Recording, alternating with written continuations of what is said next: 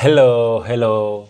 Welcome once again to Mythology Matters, where ancient narratives reveals a profound connection between history, mythology, and theology. Symbols have always been more than drawing on stone, ink, or skin. They are oldest language of human consciousness. In Wicca, symbols become gateways between nature, spirit, and attention, shaping how reality is perceived and experienced. From the sacred pentacle of protective sigils, carved from pure intention, each form carries meaning that goes beyond the visible world. In this journey, we uncover how symbols act as hidden architecture of belief, power, and transformation. If you have ever wondered how a simple shape can influence thought, emotion, or even destiny, this explanation will open that door in all. Thank you for watching and being here. Let us dive in chapter 1. The sacred language of symbols, Wicca, meaning and architecture of belief. Symbols are the oldest language humanity has ever spoken. Long before written words, before structured religion, before philosophy tried to define existence, people understood the world through signs, patterns, and meanings embedded in objects. In Wicca, this ancient ways of seeing is not treated as primitive, it is treated as fundamental. Symbols are not decorative elements within the practice, they are the structure upon which meaning itself is built. To understand Wicca is to understand that reality is not only experienced but interpreted, and the interpretation depends on symbolic language. A frame is not just composition. A circle is not just geometry. A stone, a feather, a blade, a bar of water, each becomes more than itself when placed within ritual awareness. In Wicca, meaning is not added to the world, it is revealed through it. This is why symbols hold such central importance. They are not passive images, they are active frameworks of perception. They shape how consciousness organizes reality. Wicca has a symbolic system of nature and self. Wicca has a modern spiritual tradition inspired by pre-Christian European folk practices, is deeply rooted in symbolic thinking. It does not separate nature from spirit or material from meaning.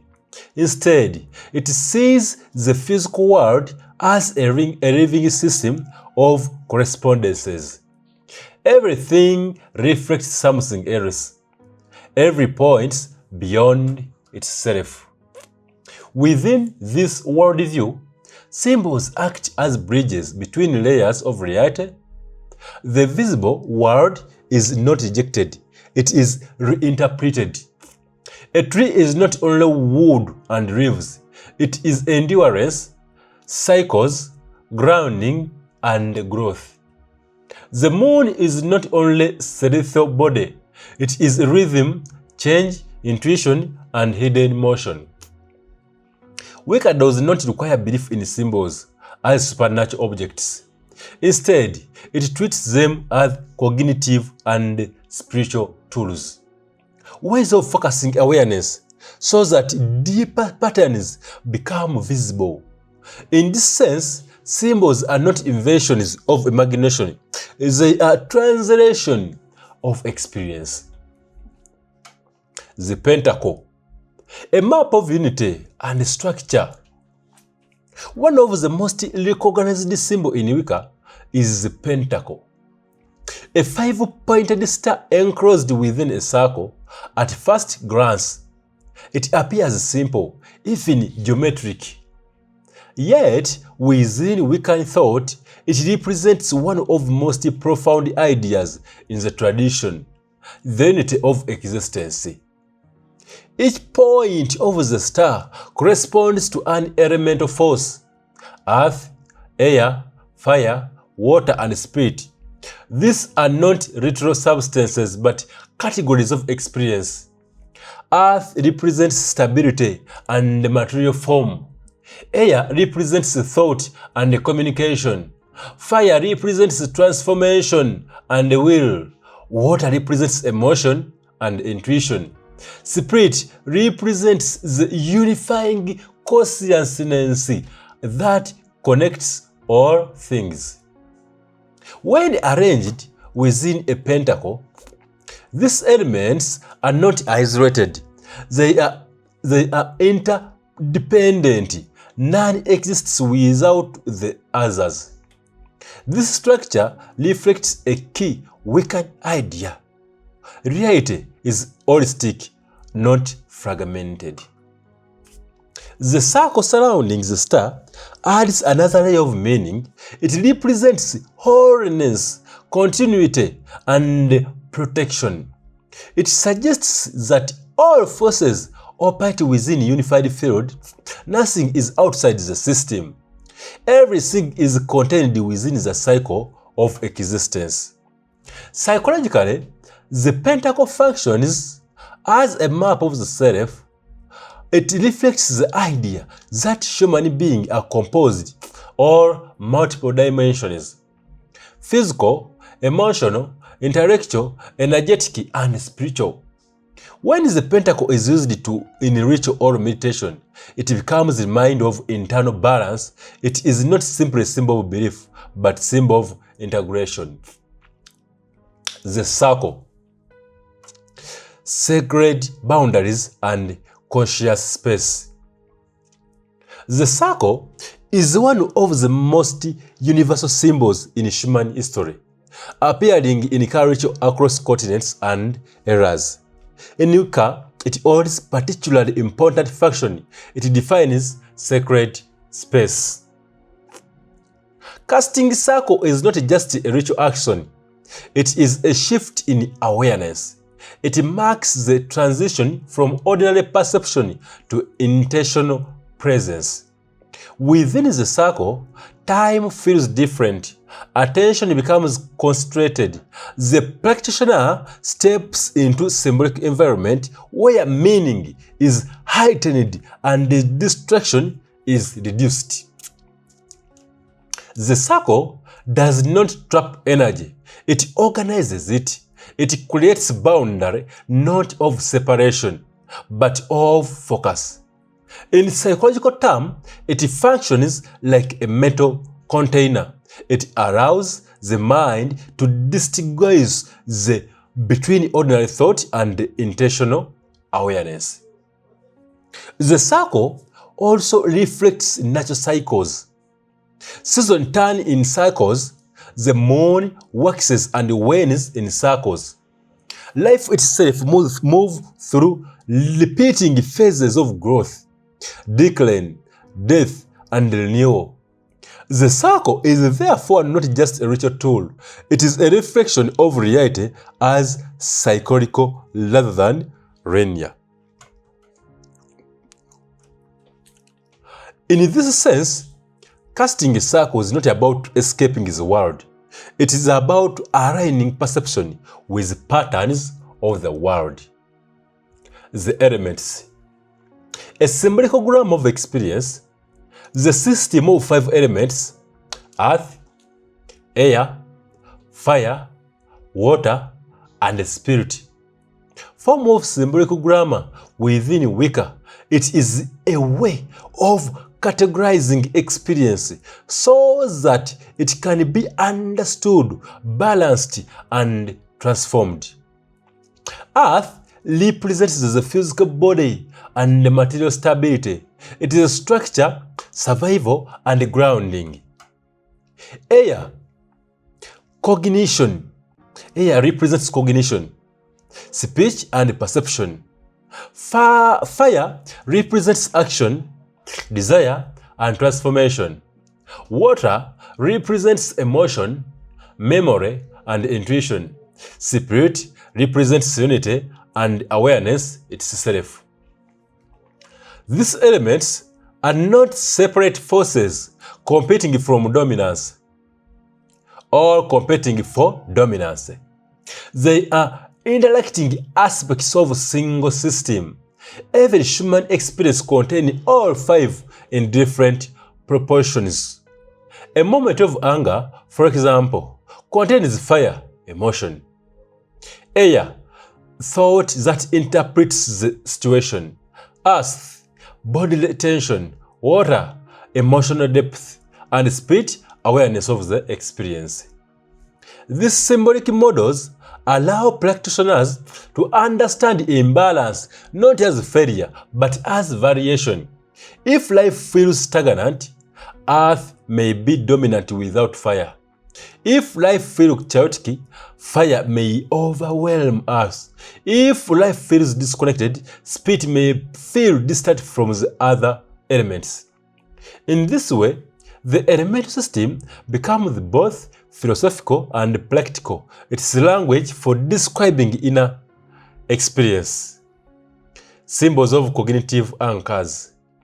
From a psychological perspective, symbols in Wicca function as cognitive anchors.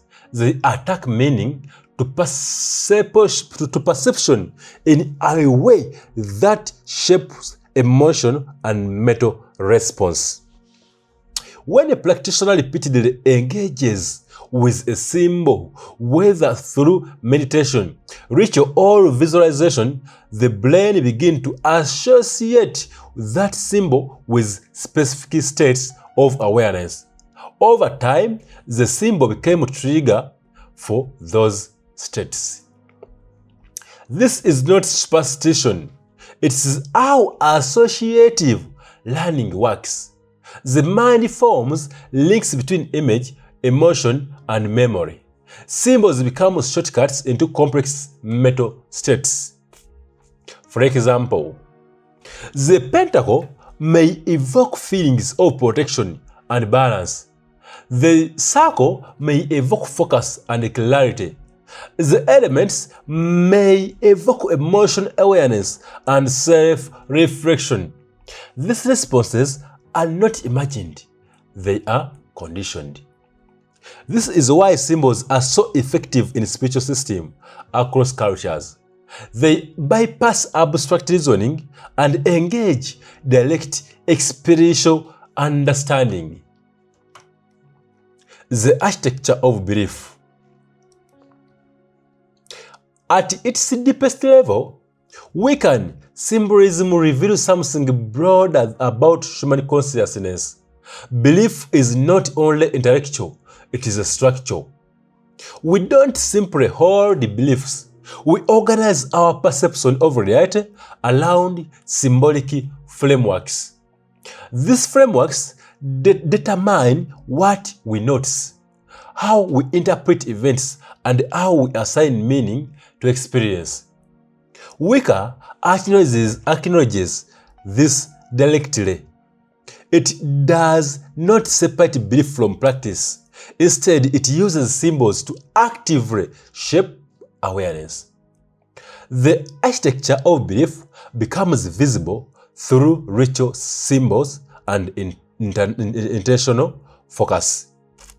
In this way, symbols are not just representation of belief, they are scaffolding that supports it.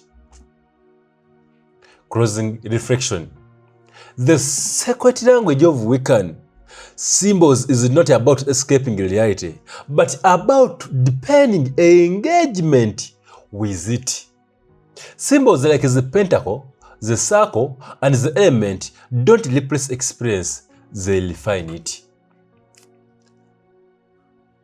They allow the practitioner to see patterns beneath surface appearance, to recognize cycles within change, and to understand the self as part of a larger interconnected system. Chapter 2. Sigils of power and protection. The geometry of intention and the mind's hidden language. If Wiccan symbols are part of a shared spiritual language shaped by tradition, nature, and the collective archetypes, then sigils represents something more intimate and precise. They are not inherited meanings passed through generation. They are constructed meanings built deliberately from intention itself. In this sense, sigils are not just symbols. They are condensed thought forms designed to bypass ordinary perceptions and communicate directly with deeper layer of the mind. At their core, sigils are an intersection between geometry, psychology, and focused intent. They are created with a single purpose: to transform desire into a visual form that is conscious mind can release, allowing the subconscious to absorb and act upon it. Whether viewed as magical tools or psychological devices, sigils operate on the same principle: symbolic encoding of intention. The logic of transformation from thought to form. The process of creating a sigil begins with language. A desire is stated clearly, such as "I'm safe from harm," or "I have clarity in difficult situation." This statement represents conscious intention, but it needs sigil work. Conscious language is only starting point. The phrase is then stripped down, simplified, and deconstructed. Repeated letters are removed. Structure dissolves. What remains is a collection of abstract components that no longer resemble ordinary language. These fragments are then artistically combined into a single unified symbol. This transformation is crucial. It breaks the direct link between meaning and form. The conscious mind recognizes words. The subconscious responds to patterns. By removing linguistic clarity, the sigil becomes something the analytical mind cannot easily interpret or resist. What remains is pure symbolic structure, intention without explanation. Sigils are psychological bypass mechanisms. One of the most important ideas behind sigils practice is that the conscious mind is not always an area of change. Conscious thought is analytical, conscious, and often resistant to new ideas, especially those involving emotion or behavioral transformation. Sigils bypass this resistance. When a sigil is viewed, charged, and then released from conscious attention, it avoids being continuously evaluated or doubted. Instead, it is absorbed into subconscious processing, where it can influence perception, behavior, and emotional response without interference from overthinking. From a psychological perspective, this resembles a form of cognitive programming. This resembles a form of cognitive reprogramming. The sigils acts as a compressed instruction set delivered to the subconscious mind in a visual form. The more emotionally charged the creation process, the stronger the encoding. This is why sigils are often associated with altered states of awareness, meditation, trance, intense focus, or emotional release. These states increase suggestibility and enhance pattern absorption. Protection sigils, boundaries written in form. Protection sigils are among the most commonly used forms. Their purpose is not to create a retro shield in physical sense, but to reinforce psychological boundaries. A protection sigil may represent safety, emotional silence, or clarity of perception. When a person repeatedly engages with such symbol, it becomes associated with the feeling of stability and control. Over time, this association can influence how threats are perceived and processed. For example, in a moment of stress or anxiety, the mind may recall the sigil unconsciously, triggering a shift or internal state. This can result in increased calmness, heightened awareness, or improved emotional regulation. In this way, protection sigils function as symbolic anchors. They don't eliminate external difficulty, but they reshape internal response. They create a psychological boundary between the self and overwhelming influence. Importantly, this boundary is not fixed. It is reinforced through attention. The sigil only holds meaning as long as it remains part of the practitioner's symbolic framework. Power sigils. Encoding will and action. While protection sigils focus on containment and safety, power sigils focus on expansion and activation. They represent qualities such as confidence, motivation, clarity, and personal agency. A power sigil is not about gaining external authority.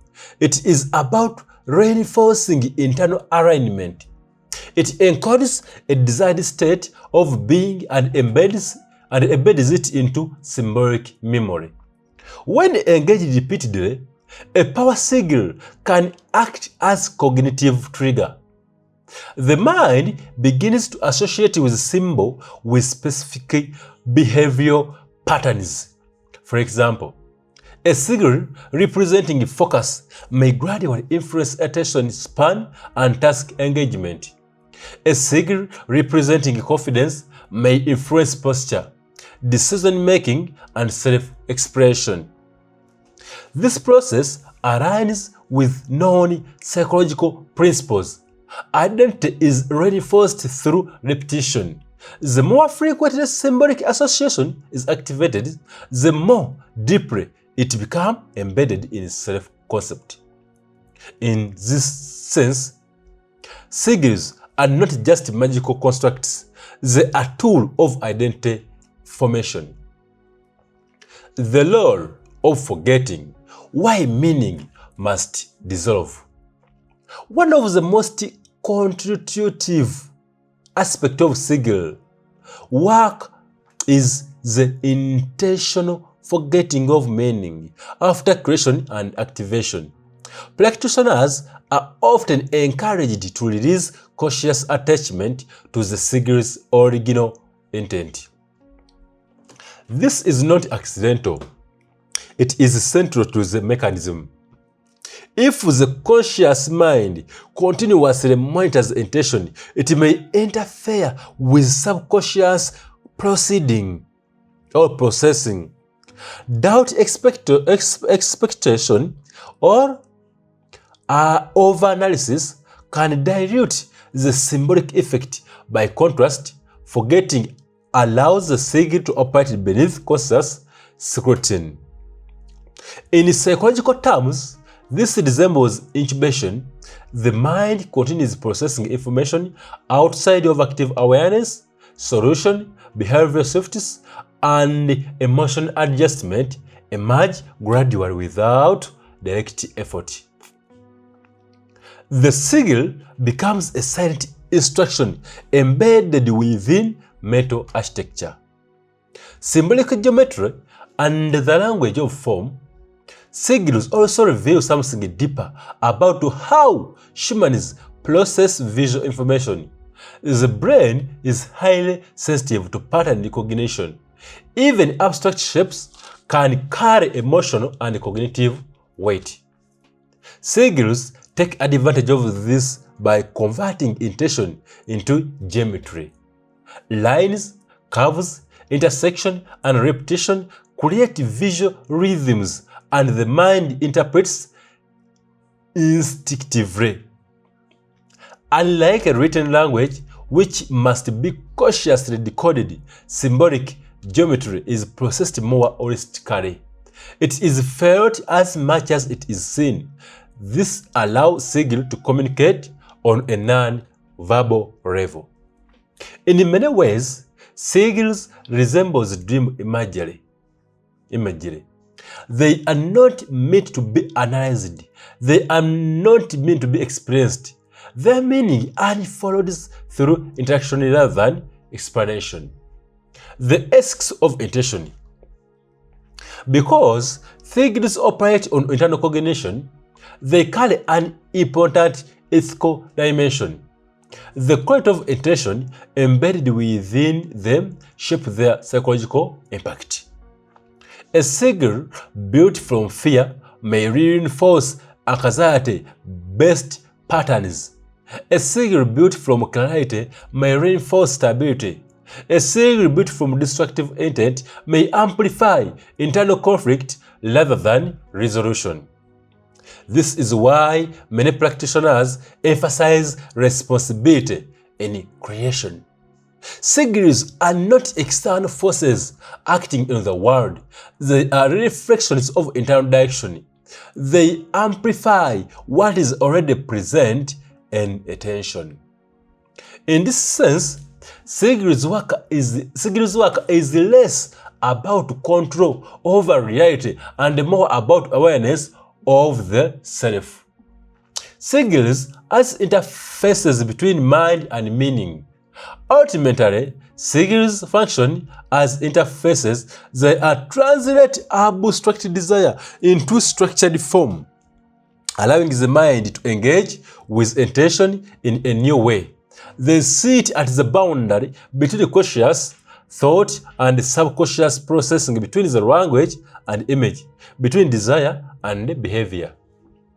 Whether interpreted spiritually or psychologically, their function remains constant. They organize attention, reinforce intention, and shape perception through symbolic encoding. Closing reflection. Sigils of power and protection reveals a quiet truth about human consciousness. We don't merely think in words. We think in symbols, patterns, and association.